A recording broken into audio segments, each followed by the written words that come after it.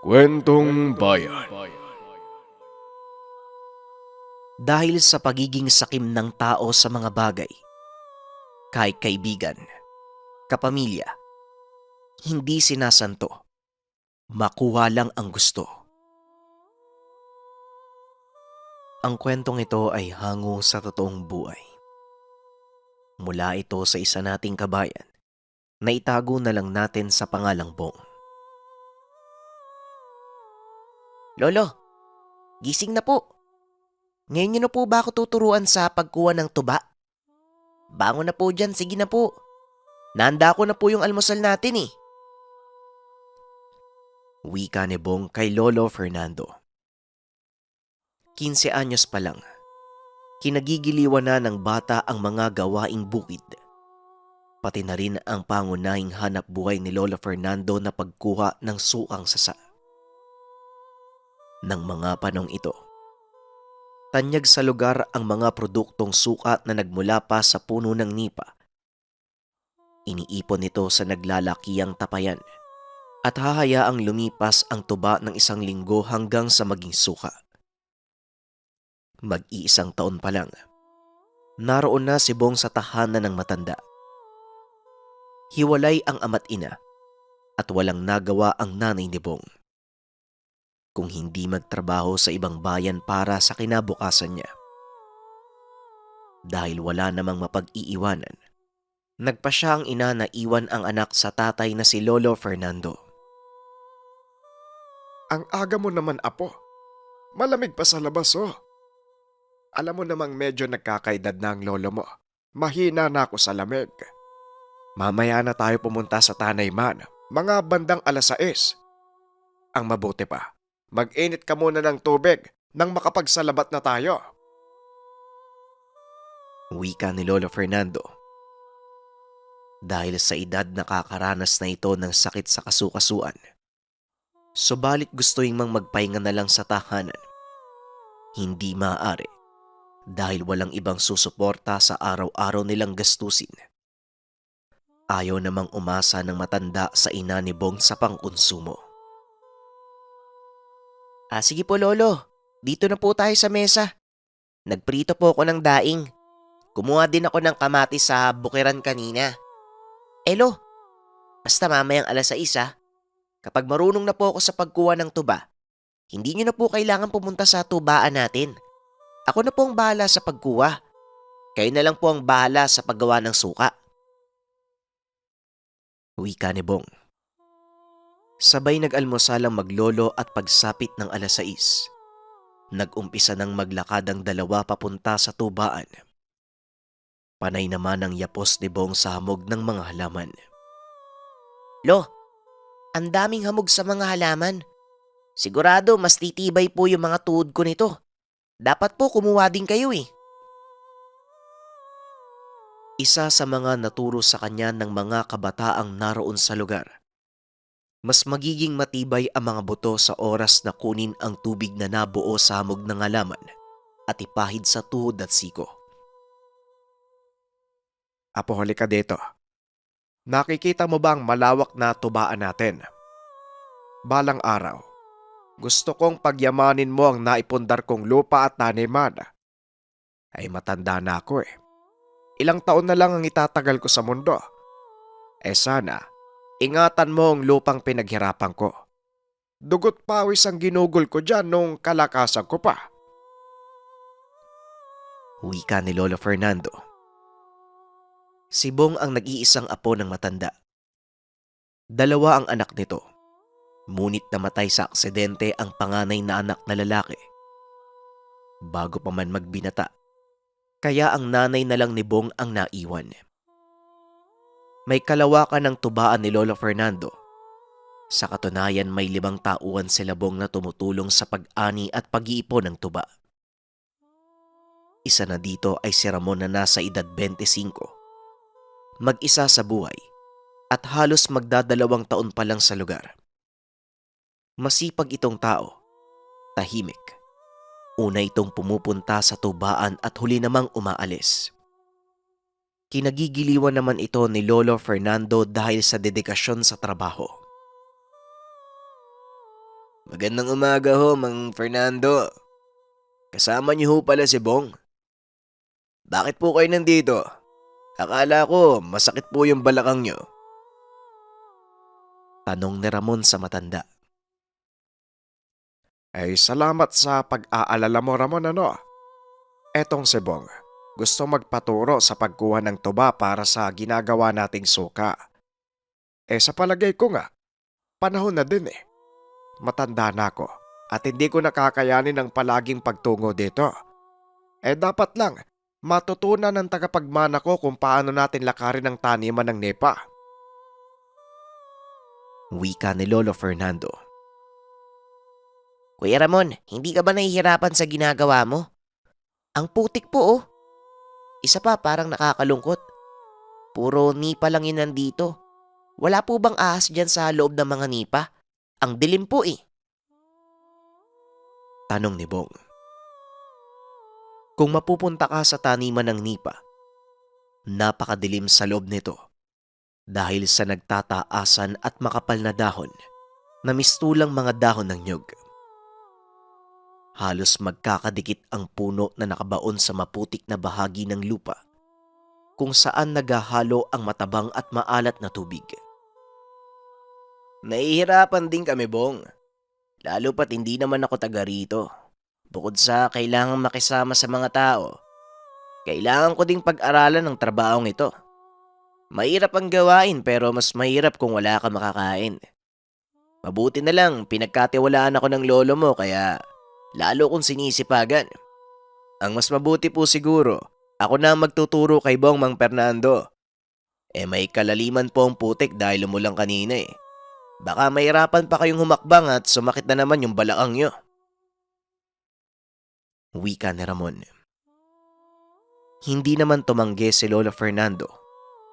Pinanood lang nito ang apo habang natututo sa negosyo ng pamilya. Masaya ang matanda na kung sakaling nawala siya, may kapalit na siya sa taniman. Mabilis namang matuto si Bong. Nakuha niya kaagad ang tamang paraan ng pagtapya sa daan ng tuba gamit ang matalas na itak. Yan, ganyan. Tama yung ginagawa mo. Madali ka lang naman palang matuto, Bong. Tandaan mo lang na kailangan mong balikan yung mga tinapyasan mo. Babawasan mo muna ang dulo bago pa magbara. Kung hindi, kakaunti lang ang makukuha nating tuba mula sa puno. Paalala ni Ramon. Habang pinapanood ni Lolo Fernando ang apo, naalala niya nung bagong salta pa lang si Ramon sa lugar. Lo, nakita niyo po ba yung ginawa ko? Marunong na ako, no? Sa wakas, makakatulong na po ako sa inyo. Sa susunod po, pag-aaralan ko naman kung paano gawin yung suka dun sa malaking tapayan natin. Turuan mo din ako, Kuya Ramon, ha? Wika ni Bong, habang papalapit sa isa pang puno ng nipa. Mang Fernando, maiba po ako ah. Kanina po, napadaan dito si Mang Sandro. Natanong kung bakit hindi po ako maalis dito sa taniman nyo. Kaya na daw nilang mga pinsan mo ang gawain eh. Hindi ko po alam ang isasagot kaya nanahimik na lang ako. Tanong ni Ramon. Si Mang Sardo ay pinsan ni Lolo Fernando. Tumandang masungit at palaging naiinggit sa kapwa. Sa tuwing kukuha ng ibang manggagawa si Lolo Fernando, sila ang dahilan ng pag-alis ng mga ito. Idinadaan ng pinsan sa paninindak at mga personal na pagbanta. Tila ayaw nilang may ibang nakikinabang sa kita ng lupain. Ganun ba? Pagpasensyahan mo na Ramon ano? Sana wag kang mapapagod ha. Ipagpatuloy mo lang ang pagtatrabaho mo dito. Ako ang amo at hindi sila. Mga trabahador din sila eh. Yan ang tatandaan mo ha. Tugon ni Lola Fernando. Napanatag naman ang kalooban ni Ramon. Matapos ang pagtuturo kay Bong, napagod na ang matanda kaya nagyaya na itong umuwi. Bong, ang mabuti pa bumalik na tayo sa bahay. Medyo masakit na ang likod ko eh. kailangan kong uminom ng gamot. Malapit na ang kaarawan ng nanay mo. Ay sulatan mo naman ang liham ng matuwa kahit papano. Wika ni Lolo Fernando. Lolo, ang saya pala ng trabaho nila Kuya Ramon. Pero bakit po pinag-iinitan sila ni Lolo Sardo? Mabait naman po si Kuya Ramon ah. Masipag pa. Tanong ni Bong. Hindi na sumagot pa ang lolo. Nakatingin sa malayo, nagpatuloy sa paglalakad. Nang makarating sa tahanan, nagtaka si Bong. May matandang babae na nakatayo sa labas ng bakuran na tila may hinihintay na dumating. Bong, magmano ka sa lola nina mo. Wika ni Lolo Fernando. Magandang umaga sa iyo, Fernando. Eto na ba ang anak ni Milagring?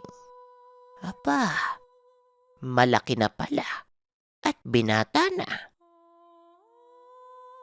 Wika ng kapatid na panganay ni Lolo Fernando. Ang buong pangalan nito, Lola Saturnina. Halos hindi maipinta ang mukha ni Lolo Fernando nang makita ang bisita. Anong masamang hangin ang nagdala sa'yo dito, Ate Nina?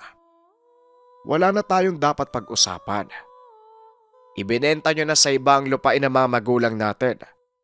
Ako ang gumawa ng paraan para mabawi ito. Wala kayong karapatan na maghabol ng kahit ano sa lupa. Ang mabuti pa umalis ka na. Marami pa kaming gagawin ng apo ko. Ay Bong, pumasok ka nga muna sa loob. Wika ni Lolo Fernando. Nagtataka man sa lolo. Pinili na lang niyang sumunod. Alam niyang may hindi pagkakaunawaan ang magkapatid. Huwag ka masyadong gahaman, Fernando. Hindi mo maaaring angkinin ang buong lupain ni nanay at tatay. May karapatan ako dyan. Hindi ako papayag na hindi ko makuha ang akin. Wika ni Lola Saturnina. Narinig ni Bong ang garalgal na pagsigaw nito sa labas ng tahanan. Anong karapatan ang sinasabi mo? Nawala na ang lahat ng karapatan nyo simula nung iligal nyong ibinenta ang titulo ng lupa ng mga magulang natin. Sa ngayon, mabuti pang umalis ka na. Wala kang mapapala sa akin. Tugon ni Lolo Fernando. Tumalikod si Lola Saturnina. Pero bago ito tuluyang naglakad papalayo, nakita ni Bong na bumubuka ang bibig nito. May iniihip sa kamay na parabang binabato sa kanyang lolo. Kasunod ng pagdura ng matanda sa lupa at nagpatuloy na sa paglalakad. Lolo, ayos lang po ba kayo? Bakit po nagalit si Lola Saturnina? At saka, ano po bang nangyari sa inyo? Ano po bang pinag-aawayan nyo? Tanong ni Bong. Bong, iho. Hindi pa tamang panahon para magtanong ka ng ganyan. Ikuha mo na lang ako ng tubig. Kunin mo din yung gamot doon sa may tokador. Wika ni Lolo Fernando, na tila nahihirapan sa paghinga. Kagad namang tumakbo si Bong papunta sa kusina at kumuha ng tubig. Pagtapos hinanap ang lagayan ng gamot ng matanda. Ay ito po Lolo, uminom na po kayo. Ayos lang po ba kayo? Tanong ni Bong kay Lolo Fernando. Naghahabol ito ng hininga. Ay Bong, tawagin mo nga si Aling Marta. Sabihin mo, kailangan ko ng tulog. Ay bilisan mo! Nagmadali naman si Bong na pinunta ng kapitbahay na si Aling Marta. Biyasang manggagamot na kababata ni Lolo Fernando. Aling Marta, tao po. Tulungan niyo po kami, si Lolo po eh. Hindi po makahinga ng maayos. Pinapatawag po kayo. Wika ni Bong. Ay Diyos ko, ano bang nangyari sa Lola mo? Teka la, kukunin ko ang mga gamit ko. Ay halika, pakitulungan mo nga akong dalhin tong mga botelya. Tugon ni Aling Marta. Matapos kagad nilang pinuntahan si Lolo Fernando, nadatna nitong namumutla at halos lupaypay na. Mabilis na kumilos si Aling Marta at may kinuwang botelya. Pinaamoy kay Lolo Fernando yung laman ng bote. Himala namang biglang bumalik ang kulay ng lolo na tila galing sa pagkalunod at naghahabol ng hininga. Nako Fernando, nabiktima ka ng palipad hangin. Kita mo itong lana, halos umapaw sa pagkulo. Ay sino bang nakaaway mo't nagkaganyan ka? Tanong ni Aling Marta. Hindi ko maintindihan. Kahit anong sikap kong huminga, ay parang pinipigilan ako ng sarili kong utak. Nanggaling dito kanina sa tornena. Naghabol sa lupa, malamang nanumbalik na naman siya sa pag-aaral sa kaliwang dasal. Hindi ko akalaing pati ako, gagamitan niya pa ng pangkulab. Tugon ni Lolo Fernando. Pinaliwanag naman ni Aling Marta ang tungkol sa palipad hangin. Ayon sa matanda, ang palipad hangin ay madalas ginagamit ng mga masasamang tao upang makapagbigay ng sumpa sa mga nakakaalita nila. Mabuti na lang mataas ang antas na karunungan ni Aling Marta, kaya kagad itong nakagawa ng pangontra sa palipad hangin ng kapatid. Aling Marta, maayos na po ba si Lolo? Paano po kapag bumalik dito si Lola sa tornina? Ano pong pwede kong gawin? Tanong ni Bong. Huwag kang mag-alala, iho. Maaari nating ibalik ang ginawa ng lolo mo. Marami na siyang nabiktima sa baryo natin. Sa ginawa ko, siguradong manghihina siya. Matagal bago makabawi ng lakas. Ikaw naman, Fernando, tigilan mo ang pakikipag-away sa kapatid mo. Alam mo naman na wala namang kinikilalang kamag-anak yan. Papatay ang kapatid mo ay para lang masunod ang gusto niya. Wika ni Aling Marta. Tumangulang si Lolo Fernando at nagpasalamat sa kaibigan. Ilang sandali pa nagpaalam na ang manggagamot. Ibinili na pakuluan ang binigay na dahon at ipainom sa matanda. Apo, halika dito, lumapit ka nga saglit. Wika ni Lolo Fernando. Kagad namang lumapit si Bong. May kinuha ito mula sa ilalim ng higaan. Isang maliit na lalagyan. Parang tanso ang itsura na nasa 2 dangkalang haba. Lolo, ano po yung hawak niyo? Ito ang katunayan na ako nagmamay-ari ng lupain at ng tuba ang inaalagaan natin. Apo, ipagkakatiwala ko na ito sa'yo. Kung sakali mang may mangyari sa akin, huwag mong hahayaan na mapunta ito kahit kanino. Lalo na sa lola nina mo. Walang ibang dapat na magmay-ari niyan kung hindi ikaw at ang nanay mo. Nauunawaan mo ba? Wika ni Lolo Fernando. Nalungkot si Bong sa mga narinig.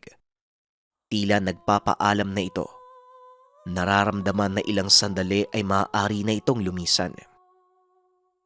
Alang-alang sa kahilingan ni Lolo Fernando, wala siyang nagawa kung hindi sundin ito. Kinuha niya ang titulo, maigpit na pinanghawakan. Kung sakaling kailangan mo ng tulong, si Ramon lang ang pwede mong lapitan. Hindi man natin siya kadugo, pero malakas ang pakiramdam kong matutulungan kanya, apo. Muling wika ng matanda. Buong gabing hindi nakatulog si Bong sa sobrang pag-aalala sa lolo. Kagad niya itong sinisilip sa kwarto kapag umuubo at sinisiguradong maayos ang kalagayan. Hanggang sa nakatulog na lang si Bong nang hindi namamalayan. Kinaumagahan, nagising si Bong nang marinig ang lolo na sumisipol pa sa kusina. Naaamoy ni Bong ang paboritong daing at ang paborito niyang longganisa. Natuwa naman si Bong sa nakita. Napagaling ni Aling Marta si Lolo Fernando. Aba, ay gising ka na pala apo. Ang mabuti pa. Maupo ka muna dyan nang makakain na tayo. Tignan mo ang lolo mo ho. Ay pakiramdam ko nasa 20 anyos pa lang ako. Wala akong nararamdamang sakit sa katawan. Madali at magbihis ka. Pupunta tayo sa bayan. Mamimili tayo ng mga pangkonsumo sa bahay at isa pa. Kailangan nating maihulog yung sulat para sa nanay mo. Ay sige na, dalian mo. Wika ni Lolo Fernando. Tuwang-tuwa ang bata sa nakikitang kasiglahan ng lolo. Nabuhayan siya ng pag-asa na maaaring mas matagal niya pa itong makakasama. Nakabuti sa matanda ang ginawang panggagamot ni Aling Marta, maging ang mga halamang gamot na pinainom ni Bong. Bukod sa tuluyang nawala ang kulam na gawa ni Lola sa tornina, napasigla pa nito ang katawan ni Lolo Fernando. Pero sandali lang ang sayang naramdaman ng maglolo. Nabalitaan nila na wala na si Aling Marta. Ayon sa anak nito, inatake sa puso habang natutulog. Mag-isa lang ito sa kubo. Natagpuan na lamang nila na wala ng buhay ng bisitahin ng anak. Ang kaninang saya ay napalitan ng kalungkutan. Wala na silang mahingian ng tulong sa tuwing aataki ng karamdaman. Habang naglalakad ang maglolo pauwi ng tahanan, nakita nila si Lola sa tornina. Nakatitig sa bahay ni Aling Marta at nakakatakot ang ngiti. Malakas ang kutob ni Bong, na ito ang may gawa sa pagkamatay ni Aling Marta. Malakas ang kanyang karunungan, na kontra ang tangan ni Aling Marta. Naalala pa ni Bong ang sabi ni Aling Marta na handang pumatay si Lola sa tornina, masunod lamang ang lahat ng kagustuhan. Nang papalingon na sana kay Bong ang matanda, mabilis na itong naglakad at nagtago. Nang makauwi sa tahanan, bagamat matamlay ang dalawa sa pagkawala ng paboritong kapitbahay, inihanda nila ang susuotin para sa lamay ni Aling Marta. Apo, ang mabuti pa puntahan mo si Kuya Ramon mo sa tubaan. Sabihin mo na dito na muna matulog sa bahay at samahan niya tayo sa lamay ni Aling Marta. Ipagpaliban na muna niya ang gawain sa tubaan. Bilisan mo habang may liwanag pa. Wika ni Lolo Fernando. Kagad naman itong sinunod ni Bong. Naglakad siya papunta sa bukid at hinanap si Ramon.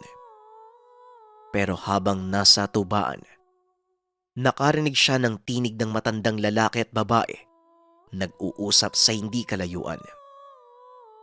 Kagad nagtago si Bong dahil sa narinig.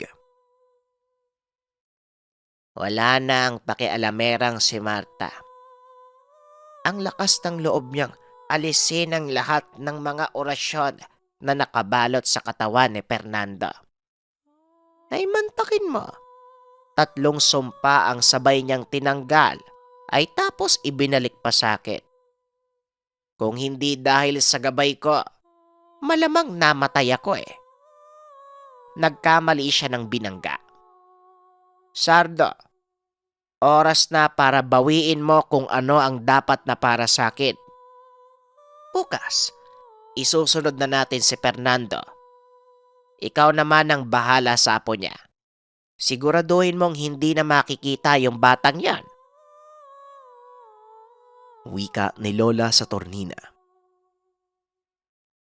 Ate Nena, ano naman ang gagawin ko? Hindi nga ako makapunta sa bahay ni Fernando eh. Nasa labas pa lang ako. Para na akong lalapain ng mga aso nila. Mabuti kung nasa labas yung bata eh. Madali natin siya makukuha. Magandang makuha yung batang yon. Ialay natin sa mga engkanto para mas lumago ang buong lugar. Wika ni Sardo. Kamuntikang gumawa ng tunog si Bong. Mabuti na lang naroon si Ramon.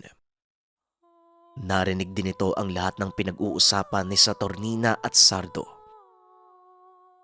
Alam nilang oras ang kalaban, kaya kailangan nila kagad itong ipagbigay alam kay Lolo Fernando. Sumenya si Ramon na wag mag-iingay si Bong. Pinasunod sa kanya. Nang makalayo sa tubaan, saka sila nagmadaling maglakad pauwi ng tahanan ni Lolo Fernando. Lolo, masamang balita po eh. Wika ni Bong. O Bong, Ramon, anong problema? Bakit hinihingal kayo? Tanong ni Lolo Fernando. Lolo, nung sinundo ko po si Kuya Ramon sa tubaan, nandun po si Lola Nina sa kasi yung isa niyo pong kapatid si Mang Sardo. Narinig ko po yung pag-uusap nila. Si Lola Saturnina po yung dahilan ng pagkamatay ni Aling Marta. Kasabot niya po si Mang Sardo eh. Ikaw daw po yung isusunod ni Lola Saturnina. Narinig ko din po, kukunin daw po ako eh. Gagawin daw po akong alay. Pagpapaliwanag ni Bong. Sinasabi ko na nga ba hindi normal ang pagkamatay ni Marta. Wala talagang patawad yung mga kapatid ko. Sagad na talaga yung kasamaan. Wika ng matanda. Mang Fernando, hindi naman po sa nangimasok ako sa problema ng pamilya nyo.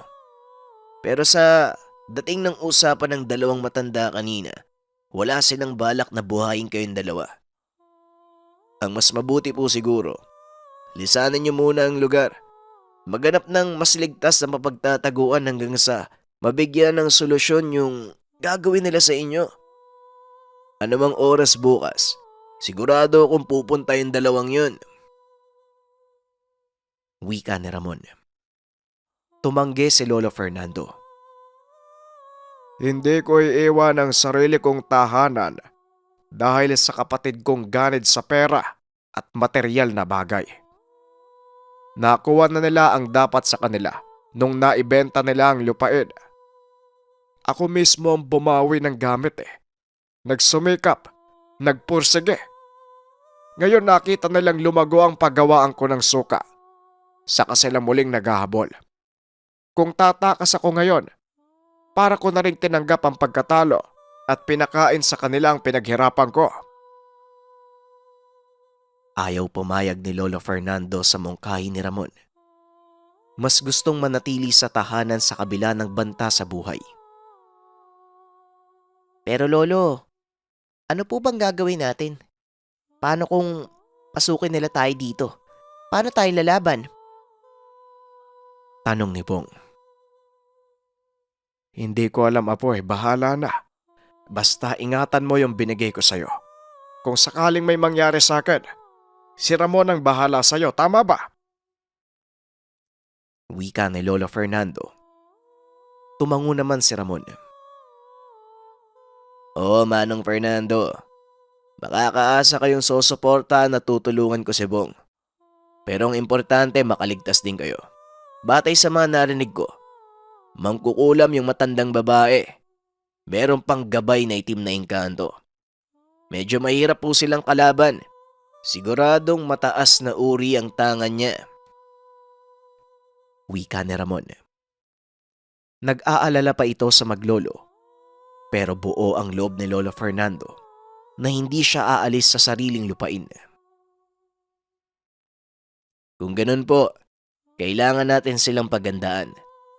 Sa ngayon ligtas tayo dahil may mga kapitbahay po kayo na pwedeng tumulong. Pero sigurado ako na sa oras na mawala ang mga nasa lamay, sigurado ang atake nila. Bong, huwag ka na munang lalabas. Hindi natin alam kung saan nakaabang si Mang Sardo. Tandaan mo, ikaw ang punterya ng matandang yon. Susubukan ko pong makahanap na magagamit natin para makontra ang matandang mangkukulam. Wika ni Ramon. Mas lalong natuwa si Lolo Fernando. Bukod sa alam na masipag at mabait, hindi niya inaasahan na meron itong kaalaman sa paglaban sa itim na karunungan. Nagpaalam sandali si Ramon at ibinili na isara ang mga pintuan. Antayin lang siyang makabalik sa tahanan. Lolo, bakit po ba ganun si Lola Saturnina? Ibig po bang sabihin, mangkukulam din po kayo? May dugo po akong mangkukulam? Tanong ni Bong. Inakbayan ito ng matanda habang naghahanap ng mga tamang salita na isasagot sa katanungan ng bata. Alam mo, Apo, anumang kakayahan mo, magmula man sa kabutihan o kasamaan, depende pa din yan sa'yo kung paano mo gagamitin. Kahit pa sabihin na mangkukulam ang pamilya natin, pero kung gagamitin mo ito sa kabutihan, ay walang problema doon. Kaso ang lola nina mo, nilamon ng kapangyarihan, pagiging ganid sa material na bagay. Kaya tuluyan siyang nilamon ng karunungang itim. Ay sana nga, may mangyaring himala at malampasan natin ang unos na ito. Wika ni Lolo Fernando na nakatitig sa mata ng apo. Elo, kung meron tayong kakayahan kagaya ni Lola Nina, bakit hindi niyo po gamitin para kontrahin siya? Para wag na tayong gambalain. Tanong ni Bong. Malabong mangyari yon, iho. Habang tumatagal ang panahon, hindi ko na ginagamit Hindi ko hinahasa. Kaya humina ako ng humina. Wala akong laban sa kanya kahit saang anggulo tignan. Tugon ni Lolo Fernando. Habang nag-uusap, nakarinig sila ng mga kalabog sa likod ng bahay. Mga yabag sa bubong. Binalot ng napakabahong amoy ang buong lugar. Napilitang magbukas ng bintana ang matanda para pasingawin ang nakakasulasok na amoy na kumakalat sa loob ng bahay. Nang mabuksan, sumulpot si Lola Saturnina. Itim ang mga mata at tila lumulutang sa ere. Walang kibo habang nakatitig sa matanda. Sinubukan kitang kausapin, pero hindi ka nakinig. Mas mabuting mamatay na lang kayong dalawa. Wika ni Lola Saturnina. Umihip ang malamig na hangin. Nawala ang mangkukulam sa kanilang paningin. Hanggang sa tila may sumisira na sa pintuan. Paulit-ulit na binabangga ang harang. Maging ang mga aso na nasa loob ng tahanan. Nabahagang buntot. Panay pag-iyak ang nagawa. Hanggang sa may nakapansin na mga kapitbahay. Napakaingay sa kanilang tahanan. Pumunta ang ilang kalalakian sa kanila. Nakita ang matandang babae na nagmamadaling tumatakbo papunta sa likod ng bahay at naglaho na lamang sa kadiliman. Nang tanungin naman ng mga kalalakian ang maglolo kung ayos lang sila. Sinabi ni Bong na ayos lang at nagpasalamat. Maya-maya pa dumating na si Ramon. May dalang mga kagamitan. Binigay kay Bong at Lolo Fernando. Ipinasuot ni Ramon kay Lolo Fernando ang kwintas at isang lumang barya naman ang binigay kay Bong. Pasensya na ho kung natagalan. Pati po sa tinutuloyan ko may dumalaw Kailangan ko patuloy harapin bago ako makabalik. Huwag niyo pong aalisin sa katawan niyo ang mga binigay ko. Kahit anong mangyari, sino mang lumapit sa inyo, siguradong makakaligtas kayo dahil sa mga gamit na yan. Matapos ng kaganapan, natahimik na ang lugar ni Bong. Hindi naman sila nagpakampante. Inaasahan ng pagbalik ng mangkukulam at ng alagad nito. Dito lang po kayo sa loob ng bahay. Sundin niyo ang lahat ng bilin ko. Susubukan kong harapin ang mga bisita. Ano man po ang marinig niyo o lumapit sa inyo, huwag kayong matataranta. Iligtas kayo hanggat hawak niyo ang mga gamit. Matapos nun lumabas na si Ramon. Sinarado ang pintuan. Kagad namang iniharang ng maglolo ang mga pangontrang dala ni Ramon kontra sa barang at kulam. Isinabit nila sa pintuan at bintana. Magkasama silang nag-antay sa gitna ng sala. Lolo, ano na po bang nangyayari sa labas? Bakit parang sobrang tahimik po? Hindi po kaya iniwan tayo ni Kuya Ramon kasi natatakot siya? Tanong ni Bong kay Lolo Fernando. Nakikiramdam sila sa paligid. Bagamat sumagi na din sa isipan ng matanda ang tanong ng apo, pinilit niyang kumbinsi ng sarili na naroon lang si Ramon at nagmamatsyag. Ang tanong sa isip ni Lolo Fernando ng mga oras na yun, merong kayang laban si Ramon sa kapatid? Maya-maya pa umangil ang mga aso. Nakakaamoy ito ng panganib sa paligid. Nakarinig sila ng pamilyar na boses. Fernando, huling pagkakataon. Ibigay mo sa akin ang lupa. Umalis kayo ng apo nyo. Bubuhayin ko kayo at hahayaan ko kayong makatakas. Pero kapag nagmatigas ka, ang mga alaga ko ang bahala sa inyo.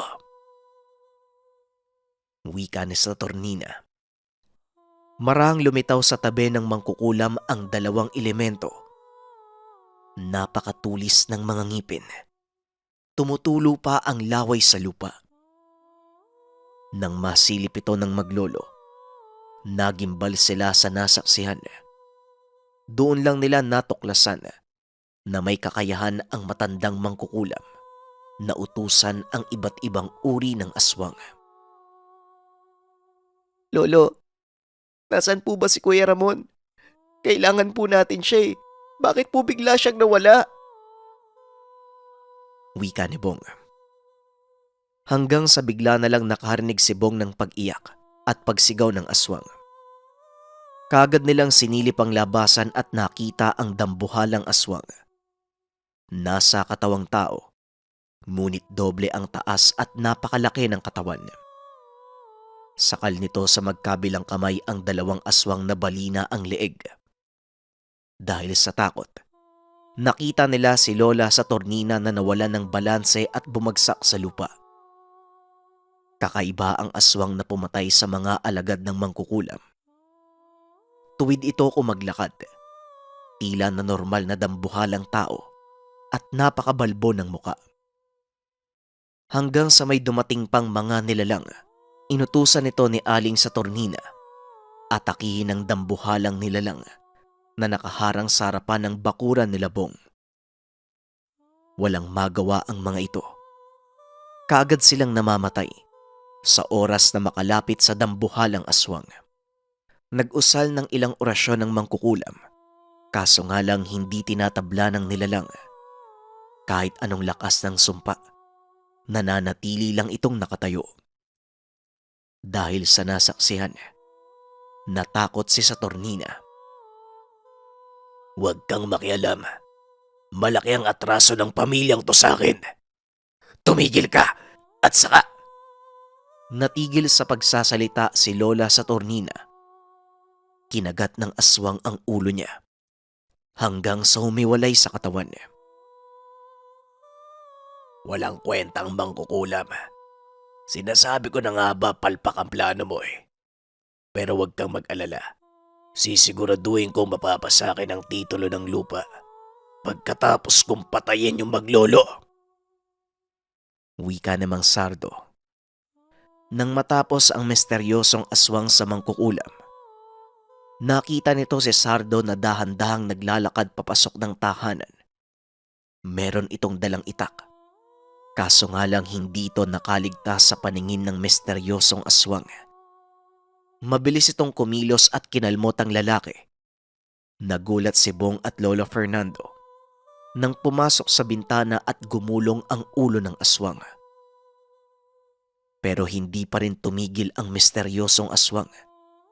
Patuloy itong nag-amok. Winasak ang pintuan ng tahanan. Maging ang bubong ay natuklap din. Tumambad sa harapan nila Lolo Fernando ang malangis at puno ng dugo na dambuhalang aswang. Hindi malaman nila Bong ang gagawin. Nanigas ang paa niya. Tila handa nang tanggapin ang kamatayan sa kamay ng aswang. Lalapain na sana ng nilalang si Bong, pero humarang ang lolo. Natigilan ang nilalang nang makita ang kwintas na hawak ni Lolo Fernando. Nang mapansin ito ni Bong, naalala niya ang sinabi ni Ramon. Inilabas niya ang barya at pinakita sa aswang. Unti-unting lumiit ang katawan nito. Bumalik sa normal na tao. Kuya Ramon, aswang ka? Paano po nangyari yun? Tanong ni Bong. Ayos lang ba kayo? Pasensya ka naman ng Fernando. Hindi mo alam ang tungkol sa totoo kong pagkatao. Kaya ako binigay ang kwintas sa inyo. Matagal ko nang kanalimutan ang pagiging aswang. Dahil sa oras na pagganahin ko ito, wala akong kinikilala. Lahat pinapatay ko. Pero kapag nakikita ko yung kwintas na yan at ang barya mula sa aking mga ninuno, doon ako natitigilan. Kaya pinahawak ko sa inyo. Dahil siguradong kapag nakita ko yan habang nasaan yung aswang, hinding-hindi ko kayo gagalawin. Siguradong kakalma ako. Wika ni Ramon. Matapos nun hindi pa rin makapaniwala si Lolo Fernando sa mga nalaman. Hindi nila akalain na aswang din pala ang magsasalba sa buhay nila. Laban ito sa masamang pakay ng kamag-anak. Sa tulong ni Ramon, natanggal nila ang lahat ng marka sa lugar. Ay maraming salamat sa pagligtas mo sa amin ha. Ay hindi ako nagkamaling kupkupin ka at tanggapin sa lupain ko. Ay sana lang, huwag kang mapagod, huwag kang umalis sa pamilya namin. Wika ni Lolo Fernando. Oo nga, Kuya Ramon. Lolo, bakit hindi kaya yayain na lang natin si Kuya na dito tumira sa bahay natin? Total malawak naman po yung bakuran eh. 'Di ba Kuya Ramon? Pwede kang gumawa ng bahay dyan. Magtayo ka na lang. Mungkahi ni Bong. Sumang-ayon naman ang lolo. Hinikayat si Ramon na gawin ang nais ng apo. Lumipas ang ilang buwan. Nakapagpatayo na ng tahanan si Ramon malapit sa maglolong itinuring na pamilya. Nagdaan pa ang maraming panahon na matay na si Lolo Fernando. Nanatiling tapat na katiwala at tagapamahala ng lupain nila Bong si Ramon. Dekada ang lumipas, mas lalong nagtibay ang sama nila. Hanggang sa pinauwi na ni Bong ang ina at sinabing ituloy na lang ang negosyong naiwan ng lolo. Mula sa tubaan, nagbunga ang paghihirap nila. Nagawang pasukin ang ibang linya ng pagdinegosyo. Pero ang hindi alam ng lahat, sa likod ng mga nakikita nilang tagumpay, malaking misteryo ang nakapaloob dito.